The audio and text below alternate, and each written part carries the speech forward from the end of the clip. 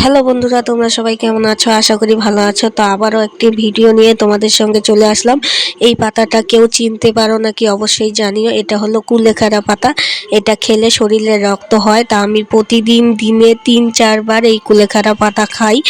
4-5টা করে গাছ নেই, পাতাগুলো ছিঁড়ে পাতাগুলো ছিঁড়ে ভালো করে পরিষ্কার করে ধুয়ে নিয়ে পাতাগুলো চিবিয়ে খাই। খেয়ে রসটা গিলি আর ছাবাগুলো বাইরে বের করে দিই। তো দেখো, আমার ছেলে জোর করে খাইয়ে দিচ্ছে, মনে হয় গরুরা যেমন ঘাস খায় সবসময় চিবোতেই থাকে, তো আমার অবস্থাটাও সেই রকম হচ্ছে। প্রত্যেক দিন 3-4 বেলা এই কুলেখাড়া পাতা খেতে হয়। শরীরে রক্তের পরিমাণটা এতটাই কম, না খেয়ে আর পারি না, খেতেই হচ্ছে। সঙ্গে ফল খাচ্ছি, ডালিম খাচ্ছি, মৌসুমি খাচ্ছি, আপেল খাচ্ছি, এগুলো তো খাচ্ছি। আর কুলেখাড়া পাতাটা বেশি করে খাচ্ছি। এটা খেলে সঙ্গে সঙ্গে রক্ত হয় শুনেছি। রক্ত সঙ্গে সঙ্গে না হলেও রক্তটা হয়, এটা আমি গ্যারান্টি দিয়ে বলতে পারবো। তো তোমরা যারা যারা কুলেখাড়া পাতাটি খাওনি অবশ্যই ট্রাই করো। যাদের শরীরে রক্ত কম আছে 1 মাস খেয়ে দেখো, শরীরের রক্ত হয়ে যাবে।